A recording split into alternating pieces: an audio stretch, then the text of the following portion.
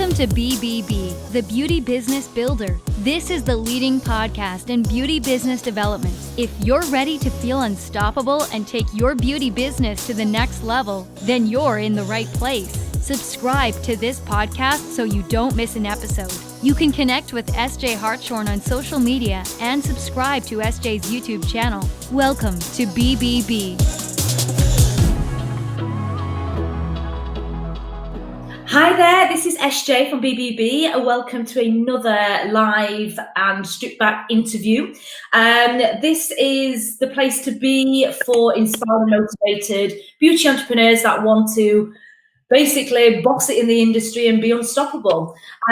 So today I've got a very, she's become a very good friend actually, a fellow skin esthetician. We have met probably about 6 or 9 months ago. And the reason why I wanted to get this girl on board today is because her story is pretty unique. So I'm excited to welcome my guest. But before I do, if this is the first time listening, then I do encourage you to, once you've listened to this interview, go back to the beginning because there's some really good interviews along the way, things that will help you in the beauty business to pivot your business online, to diversify, and how to basically get yourself out there. And if you're a regular watcher, then thank you so much. I have got a shout out to do today, like I have started doing. So this is a shout out to a good friend of mine, Laura Jane Dunn, that left me a really good, some really good feedback. 5-star review on Apple iTunes. Absolutely love these podcasts. Very informative and great tips. Cannot wait for the next ones. So thank you, Laura, for that feedback.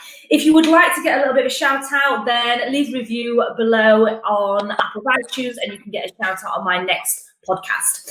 So without further ado, I would like to welcome Alexis Fraser. Hello. Hello. Hi, guys. Really excited to be here. How are you? Good? I'm good. Yeah, all good. Thank you. How about you? Fabulous. Good. It's a bit of a shitty day today, but it's good. It's getting cold, but we are loving it. I do love this season.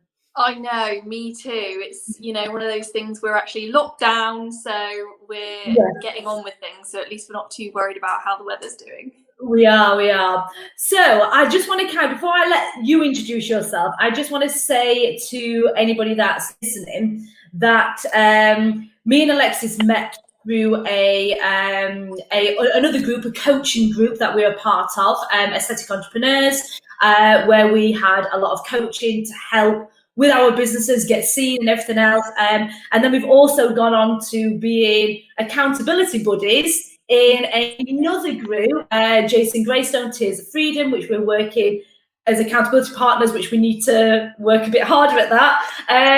So we're almost like kind of following each other along, which is really, really nice. But I want Alexis to introduce who she is and what you do, and then we'll get down to why I needed you here today. So tell us a bit about yourself and your background. Perfect. So my name's Alexis Fraser and I am the founder of House of Skincare Ltd, which is a skincare clinic based in the southwest in Devon. I started my business just before lockdown hit, which when I was actually discussing the fact that I was starting a business, most people were, wishing me well and hoping that it'll go well. But at the same time, I almost had this like eeriness around me that people were almost thinking, God, mad, like lockdown. And obviously at the time we didn't know how long we were going to be shut for. Yeah. And it actually ended up being 6 months. Which was mad. But at the start of when I was opening my business, I was kind of a little bit stuck in a rut. I was working 2 jobs in the industry, which I absolutely loved, but it was coming to a point where towards the end, I was almost recognizing that clients were coming to see me as opposed to the clinic that I was working in. And I'd never, ever thought about my career in that way whatsoever. I just thought, I'm going in, I'm helping people with their skin, which is what I'm so passionate about. But I never really understood actually these clients were actually coming to see me. And that's when my partner, who is very supportive, he's got his own business, and he kept saying to me for years, really, you should do this on your own. And I was actually working in my job in Bristol at the time, and I came back from 2 days working there a week, which I normally did, and I came home to what was our spare part of our house, the spare room element, with notes on the door saying, be right back, your clinic is in progress. I thought I should point out that he's actually an electrician and plumber, so he'd ripped up everything in what was our spare part of our house that we didn't really use, and there was no carpet on the floor. The whole room itself had been turned upside down and emptied, so that I could then go in with a fresh mind and start what is now House of Skincare. Wow. So he was really, really supportive and said, you've got to do it. And it was almost like the reassurance and sort of the push that I needed to really get started. With any change, especially going self-employed, is a big change. See, I don't know any different. I've been self-employed since I was 19, so I don't actually know any different. I've earned my own money, paid my own way, and not had to be reliant on, a boss paying me. So I don't know any different. So I find it quite bizarre that people don't just do it, just get it done. But you get used to having that regular income coming into the account. You've got that stability, that security. You've got your holidays. So to take that plunge is a really big decision anyway. Absolutely. And I think, if it wasn't for having a really strong support system, yes, I am a strong person in myself, but it is about the people that you surround yourself with. Having obviously found you in a group that I was with in a support system at the time, I find that it's about having the support around you to enable you to get the results and push you and drive you to want to do it. And I always think, if you are passionate about what you do and you really believe in the services that you're delivering, then you will be able to do anything. And like your tagline is, you will be able to be unstoppable because you wake up every day and you believe in what you do. So as long as you believe it, you will eat, sleep, repeat everything that you live and breathe for.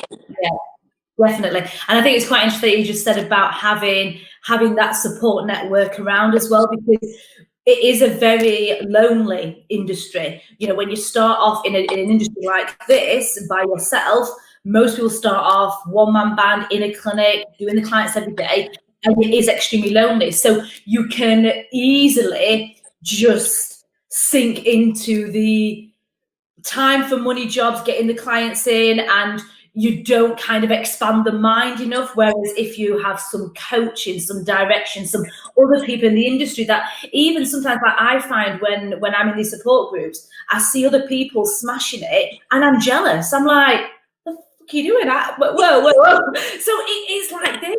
So, and you need that. And I think that is one thing that a lot of people don't do. They don't tend to want to mix or collaborate or join forces with other people in the industry because they think they're the best and they want to hold it close. But you need that community, you need that coaching, that guidance, that support from coaches and from people in the industry. It helps massively, doesn't it? 100%, because I'm a one-man band. I don't have any employees. I'm doing it for myself, so I'm the one that gets up, does the social media, gets things done, because that's what I want to do and I am passionate about it and I am the face of the company. But at the same time, you've got to have your mind space to be able to be that creative, to think, I'm going to get up and I'm going to do this. I'm going to do some videos that I can upload to my YouTube channel that I can then transcribe into a blog that will go onto my website. It's like a circle that I've now made myself grow into.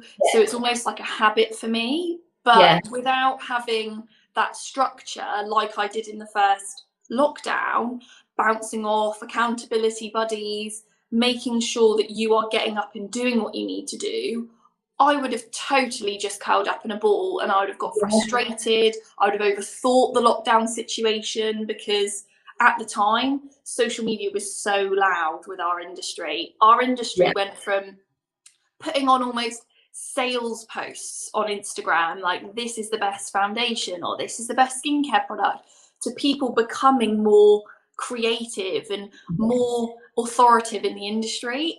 And at the same time, there were those that were getting bogged down with the situation, that they were just being angry on social media. And it was almost like, if you're on your own and you're then being pulled from pillar to post, where we wake up and we're seeing these messages daily, your mind will not be free enough to be as creative as you can be. No. And like you say, surround yourself with people that are on the same page as you, or, you know, a coach giving you direction. It just keeps you on that path, because, you know, I think the lockdown has taught me that, well, has shown me you've got two paths. You either acknowledge that change is happening. It ain't going to get back to normal. This is a new normal now. Change is happening. I either go for it, re-strategize, replan, refocus, adapt my long-term goals and go for it, or I sit and moan and blame everyone apart, blame everyone and everything. And, you know, you can see that with other people in the industry. You can see who has done what, and they're the ones that aren't going to come out of this alive. They really aren't, because, you know, we have to diverse and re-strategize what we do.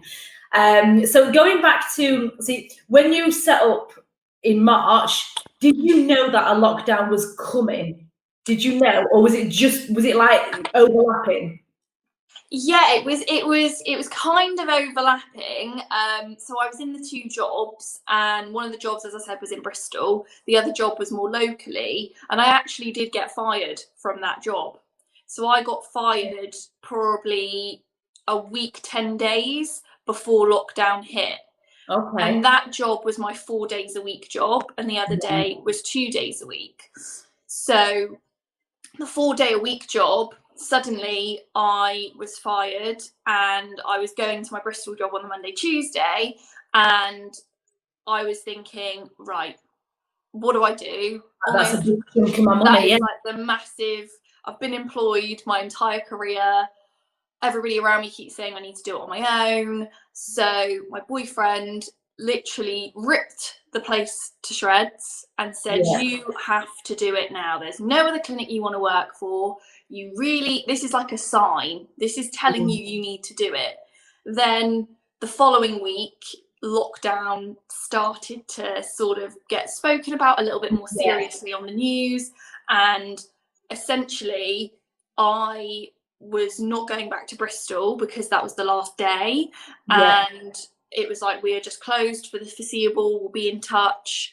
And then on the Friday, I think the whole country went into lockdown. The whole country went to shit. Yeah, the whole country just had a bit of a meltdown, and we thought, what is going on? So from the Tuesday, I was back here, got back at like 10 o'clock at night. The Wednesday, I was on it. I was like, right, I need to set up the skincare lines that I want to be with. I need to start making a treatment menu. I need to start getting some, machinery involved, and, get connections with people, really. I was able, luckily, phone lines were open during the pandemic still, and it was very, very good from my stockist that I wanted to work with. So I did that process, and I had a clinic that essentially, if the doors were open, I could have done it, and I did it within 5 days. Yeah. So I kind of had all the connections. Sorry. So what a lot of people are probably going to want to know from you is, when they're listening to this, they think, well, how the hell has she managed to earn money? Because I'm assuming, you've had to earn money because you didn't get anything from the government because you had no business. How have you managed to actually earn money, get your name out there, start building a really good reputation in your area when you haven't been able to touch a client for 6 months?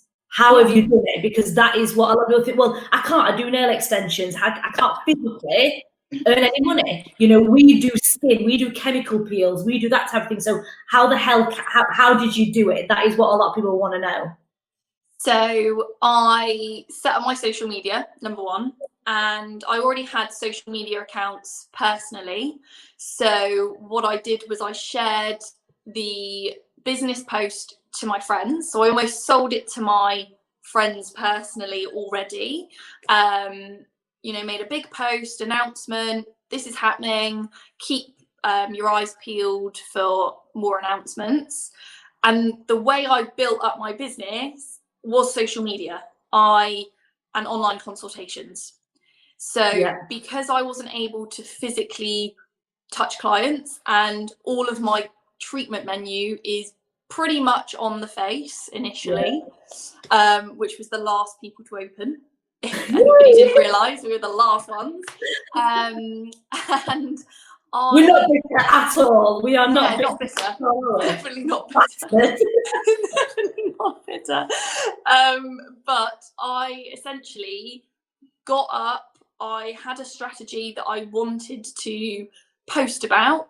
I knew that I needed to just talk about my story, number one, talk about the actual when, what, and how the business came about, talk about my background with skin personally, which is why I've created the business. You know, I used to suffer with acne, so I almost were just selling my story and selling my why and why I'm here. And people were reciprocating with that because they were having more time to look at themselves in the mirror. They were doing all of these Zoom meetings thinking, oh my God, the front camera's on. Do I really look like that? And they were picking themselves to pieces, which is really unfortunate. But at the same time, the messages that I was delivering to people were reciprocating with. You know, they felt that emotional connection with me because they'd maybe had acne, or they were suffering with acne because of the stress of the situation. They were reciprocating with what I was talking about. So it's about knowing your audience and knowing exactly why you're posting these posts, what your outcome you want from these posts. So do you want people to like them? Do you want people to share them? Do you want people to comment below on their favorite self-care routine? What is it that you want from it? And if you know you're somebody that does nail extensions, then start by getting some nail extensions that you can stick on, design them yourself at home and sell them. You know, do something like that people can still have your services at home, but you aren't able to physically touch them. Yeah, I think it's really interesting. I had I don't really watch the interview live that I did. Sebastian Bates. Have you heard of Sebastian Bates? Yeah. I interviewed him, and we were saying exactly this. You know, we're saying that people need to remember why they want you. Okay, so if they I do a lot of my hands-on work is eyebrow tattooing. That's a big part of my hands-on clinic work. That is physically impossible. There's no way that I can even send a needle through the post and say, right, let's talk you through it. So you've got to think of the reason they originally wanted you and the outcome they're wanting to achieve. And you've just got to change that delivery. So if they originally want to have good eyebrows, they don't want them tattooed. They want good eyebrows. So with you, they want good skin. They want to look at themselves in a camera and see good skin. You can't go the way treatment that you would normally do. So how the hell can you get to that end point for them via video? And it's all about, you know, looking at the home care, looking at the diet, you know, going down that route.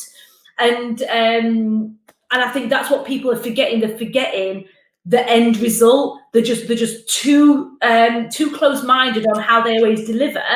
And they're actually forgetting, you know what? They just want good skin. They want to look at themselves in the mirror and be proud of what they see. So how can I get them to that? You know, and people can you can even go further on in terms of, you know, collaborating with a dietitian, you know, someone that will help with sleep, you know, having sleep consultation to make sure you're having enough sleep so your skin's looking good. So it is just a bigger and bigger picture. And I think people forget that. They're just, no, I do nails, no, I do injectables, no, I do facials. I'll have to just wait until we open again. There's so much, the delivery just has to be different. And I think that is what you definitely have learned, because you've had to do it that way. You've never done it any other way by yourself. No, and the thing is, I know that when people start off in our industry, we're always thinking about, oh, we're doing treatments on people. It's quite a social job. You know, you do get to know your clients, you build up a rapport, and it is, that element will always be necessary. People are never going to think, oh, now that the world's gone online, I'm not going to bother having my facials anymore. You know, it's, as long as you are likable for them, you're the right candidate for them, for their services, then it's just building that reputation and just knowing that if a lockdown happens and, you know, my clients, they're on subscriptions for their facial treatments. So some of them have actually missed out on their facial subscription this month. So people are thinking, oh no, can't have my in-clinic treatment. What are you going to do? So what I am going to do is send them a home facial that they can do at home. Yeah, I'm the same. I do virtual treatments. Yeah. So it's like you have all these obstacles. You know, they are set to try us, but you have to pivot. If you just go back to them and say, "Oh, I'm closed now for a month. I'll speak to you in a month," those types of businesses are gonna, okay, you'll get your regulars back. You probably will, but people want more now. You know, people do. They see a lot online. You know. Online businesses have always been there. That's the thing. They've always been there. It's just our industry has been a bit slow on the uptake. And we could have done this, but it's just now that the pandemic has forced us to do this. And I think we would have got here. I think Sebastian basically was saying this again. This is something that would have come. We would have had this shift within the next 5 or 10 years. We've just been forced to do it in 6 months. So this was the way it was always going. And it's interesting you say about these people that have just, there's so many in the beauty industry where they've just put their hands up and says, I'm closed, I'll get in touch with you. And literally just not put anything out there for their clients. And me personally, I think it's a bit rude. I don't think it's very nice at all, because I think these clients have paid you a wage all your life. And then you'll get a message 2 days for, oh, I'm open again, do you want to book in? Oh, you want my money now? So that's me. I've done a lot of that, and it's really annoyed me. But also these people, yes, they'll probably still get some of the regulars back, but some of the regulars are going to be influenced by people like me and you, because our faces are all over social media. So, you know, we could be taking their regulars. So it is, and I think it's about, and you've clearly got this insight as well, because I know that we work together on the Tears of Freedom program. So we've done our purpose statement, our long-term vision. If you've got your long-term vision, all these little obstacles along the way, or massive obstacles like the pandemic, just get diffused away, because we know where we're going. And that's where a lot of people fall down. Would you agree? 100%. You've got to know where your business is wanting to head. Obviously, it's not going to be a straight line, but it's about knowing when you wake up or when you're posting, because we're not actually physically able to do the treatments at the moment, but when you're actually doing what you're doing on a daily basis, whether that be, you know, writing a blog, making orders for your stock, you know, being mindful that actually you will get to where you need to go as long as you're consistent and you show up every day. You know, I show up every single day on my social media because I have got a structure in place that every week, on every single day, I know what the subject I want to be posting about. It's just then up to me to create that content. Because you've planned it. About planning. I've planned it. And yes, there are some times where we'll wake up and we'll think, you know, there's a topic of conversation and our social media may change for that day. But you just need to be mindful of planning, consistency, and just having that passion. I think a lot of people, when they talk about a specific subject, you know, anybody could set up a business. Really, anybody could. It's just about having that like tenacity and that passion behind what you're talking about, because that's what people feed off of. They see it.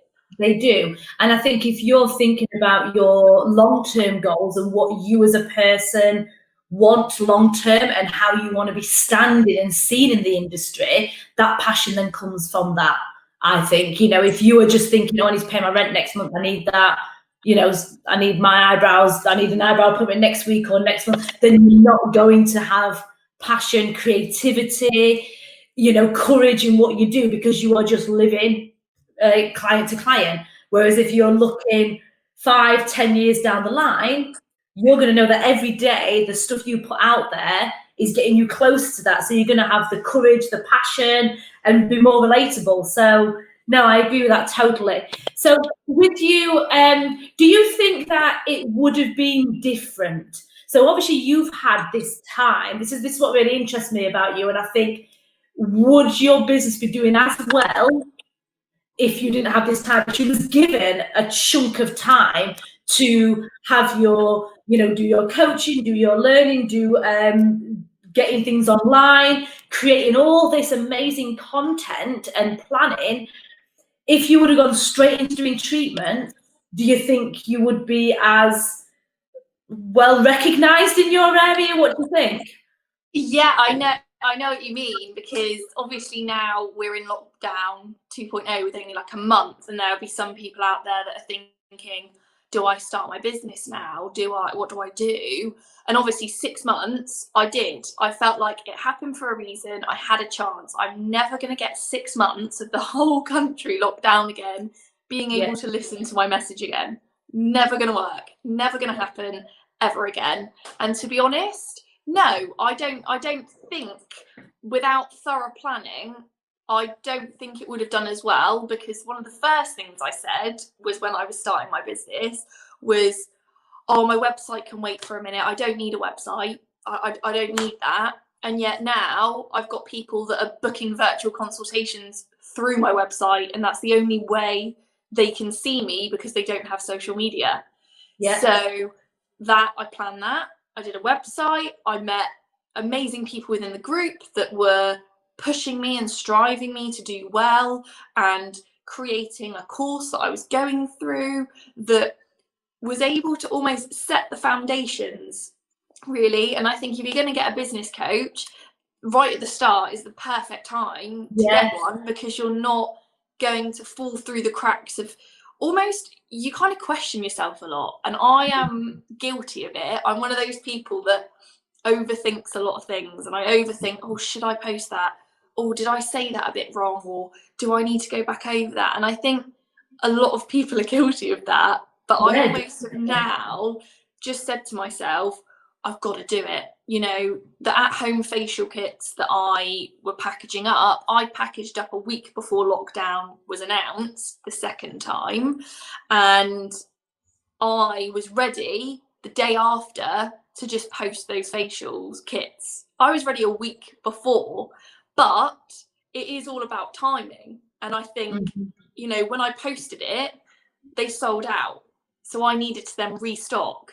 And it is about timing. The time has to be right for you to start your business, because like I said, I've been told for years, had I considered doing it on my own? Clients would even say to me, when are you going to do it on your own? When am I going to see you in your own place? And I was kind of saying, one day I'll do it. And that one day, it doesn't ever come unless you just go, do it. And what's the worst that can happen? It doesn't work and you go back. I don't, this is what I'm always like. I think to myself, especially now, I'm getting older. I think, life's too short. If I make the wrong decision, then it will never be a mistake, because I'll learn from what happened and then not do it again. But I think it's really interesting that you said it. A lot of people, when they go in, especially the beauty business, and I had a beauty salon. I opened my first beauty salon when I was 19. Obviously, things are very different back then, because we didn't have Facebook. I think the internet was just coming out, so it was, very, very different. But people don't spend time to lay the foundations. People don't spend time to invest in coaching in the beginning. It's not part of their budget. People don't have time to do the website. More so now, people are doing it, but in the beauty industry, not as much. People just think, oh, I need them products to do that service, and I need that treatment bed, and that's it. And the foundations are never laid. So you have laid some amazing foundation because you was given all this time. And I really think that if lockdown didn't happen when you was opening, I don't think you'd be doing as well now as what you would have done, because you wouldn't have prioritized the coaching, the website, the home care kits, the virtual consults. You wouldn't have literally been smashing all these other aspects to get all them foundations in place. Yeah, definitely. It's almost like you have to make a list to just almost reassure yourself that you've done all of those things. Like, you've got to break it down and think, okay, you're doing all of this stuff, and when you're not getting, because we do rely a lot on feedback in our industry. I think we rely, when we're doing a treatment, did you enjoy that? Was it okay? Is there anything that you would change? Whereas, if you've got an office job, you generally have a deadline, and this is exactly the structure that it needs to be, and that's how it is. But with treatments, it's essentially they have to be right. They've got to be right for the person, and it's more of a personal sort of industry that we're in. And I think that it's just one of the greatest industries that I've been in. And I was so happy that I did make the leap to do it, because in lockdown, it could have been the complete opposite. And if I just sat and twiddled my thumbs, because the funny thing was, I wasn't actually going to launch during lockdown. I'd kind of had it all prepared, and I thought, it'll only be 2 weeks, 2 weeks, maybe 6 max, but at least I can prepare everything. And then I'll launch after 6 weeks. And then it wasn't until I, found the group that I was like, they said, you need to just do it. And so I did. And here I am today, having a second lockdown here, and, I am loving every minute of it. And I wouldn't be in this position. I wouldn't have even started Zoom online consultations, even though we could have been doing this a while ago. But no, I definitely, I don't think I would. Don't you find as well, going on to the treatment side of it, but don't you find that clients love a virtual consult? They absolutely love it, because they turn up, most stand in the pajamas, no makeup on, stripped back, they're in their own little comfort bubble, and they share everything. When they come to you in clinic, they come with their makeup on, they're nervous because they've got the unknown, and I find that I get far better. I can delve a lot deeper with that client via video link, and a lot of people would think it would be the opposite. Face-to-face is always better. But I actually think when you're talking about skin, and they don't mind sitting there literally with nothing on, and you can see it, and I find that people are far more relaxed. You definitely build more of like an emotional connection with them, because you do find that you are able to delve a little bit deeper. They're comfortable in their own environment, and you do. I did have somebody it was their first treatment when the doors were open, and they didn't know what to expect. Even though they'd had all of the, criteria that was sent to them beforehand. It was their first time. It was a massage client, actually. Never had a massage before, was suffering with pain in their neck and shoulders, and they were kind of really nervous, and that's probably putting strain on that area as it is. And then as soon as I'd finished, they said, I can relax now. I don't know what I was worried about. But if obviously we were doing things virtually, and having that consult firsthand, I think it builds up that rapport. You know who you're going to see, eventually, if you do, and then you know what's going to happen. Definitely. So a little bit of advice for people then. So obviously there's people that are listening to this if they're listening to this, then obviously they're probably in a place where they're trying to make changes, or they are making changes. If there's anyone listening that's either new in business, or they're the type of people that are really unsure, nervous, scared. This whole pandemic's hit them quite hard, and they're just thinking, what the hell do I do? I'm a little bit lost. Any advice that you think would help somebody either starting out, or somebody who's ready to make change but just doesn't know what the hell to do, basically? So yeah, I can definitely relate to that, because in school I was actually called a wallflower, and I was called where I just sat in the corner and I looked pretty. That's what my English teacher actually said to me. And didn't like her. But I can relate to that, because everybody thought, oh, you know, you're quite shy, you're quite quiet. And it wasn't until I actually had something for myself and I had a passion, and now I've almost released it to the world, that people are seeing me in a different light. So if you are nervous about it, whether it be, you know, financially or just nervous in general to let the world know your passion, then the first bit of advice is just building up your following with your friends, because you'll feel more comfortable sort of saying things to your friends. Because going live like we are right now, I had never gone live before lockdown, and that is, everybody, when they say, oh, I'm going live, oh no, I couldn't do that.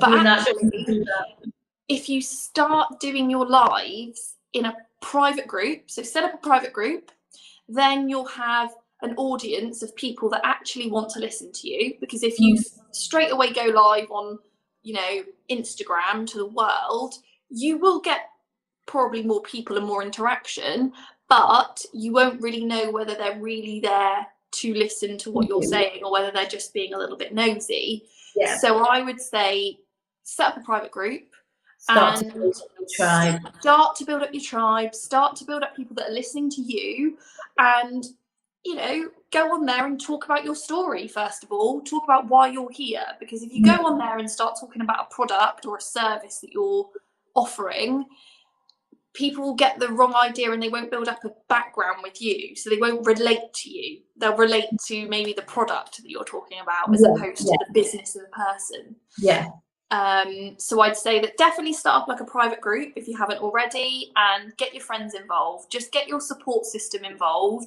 And even for the first few, even if you only have a handful of people, because, you know, when you go live, it is a scary thing. Just have people that you know and trust, and that will be there on the first live, so that if you feel nervous, because you will, I think I spoke a million miles an hour when I first did mine, but just have people that you trust there. So it's a nice, trustworthy group. You can control it. If you don't want to accept people into that group, you can decline them. And then I would say, then build up, obviously, your Instagram, your Facebook. If you want to go on LinkedIn, do all of the sort of bases that you need to build up that, and start planning exactly what it is you want to say to people. Think about what you're going to say, why you are saying it, and who are you talking to. So, you know, in my mind, I was talking to people that were, you know, my tagline as such is, I want to empower you to feel more confident in your skin, so that you can conquer your skin's challenges. So I had that in my head. So I'm trying to target people that are feeling vulnerable, feeling self-conscious about themselves. You know, they're looking on Zoom and then hating the way that they look. Some people don't even look in the mirror, you know, because they don't want to see the reflection looking back. Those are the types of emotional connections that I'm trying to build, because I was there, you know, I was that person, so I can relate to it. So I'm hoping to feel that people will relate to that as well. So you're connecting with people's emotions rather than selling a product, a service, a treatment. You are selling the emotion, and that's what a lot of people get wrong. They try and sell, oh, nail extensions have this color. You sell the end result, sell the emotion. So would you say, obviously, social media is massive, being consistent, you've said, planning, start build upon your small tribe. Would you think it is having coaching, business coaching? Do you think that the coaching that you have had has been a real pivotal part in your business building? Absolutely. Coaching, without a doubt. I remember actually saying that I wanted to do it, and I knew that I needed people around me, because, you know, people around me here they're supportive, but they don't really get it. They're not on the same wavelength. So, and I'm one of those people that needs to talk things out. And having a coach and having a group and having accountability buddies really allowed me to just vent. And if I wasn't sure on something, rather than waiting till somebody comes home, you know, to ask them whether they think it's a good idea, whereas they don't really know, it's a case of having that support system around you. And they have helped me to build and think about things, because having a purpose, having your why, is thrown out quite a lot through business chats, a lot. But actually sitting down and having a course and having a coach to say, yeah, but you can do better than that, you can do this, is the support and the push and the person that believes in you the most.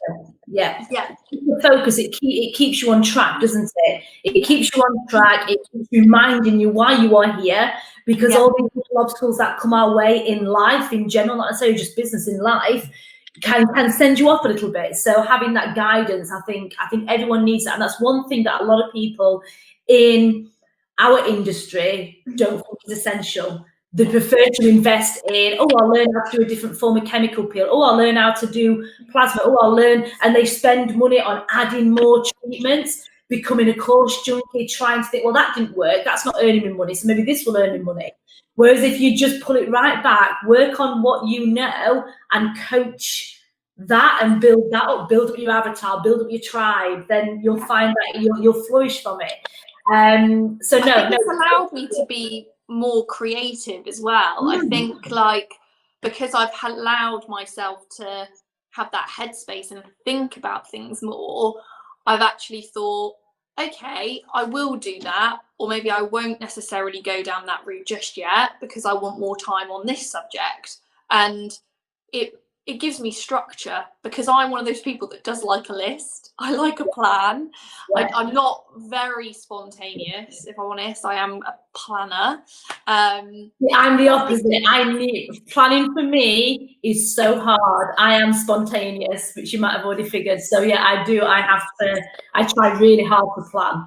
So you do need that mix, because you do need that mix of saying, right, I'm gonna go live tonight, or I'm gonna do that video, I'm gonna post that, rather than thinking, if I did it at this time and then I did it at that time, it'd be too late. So that's why need that balance. That's why we do.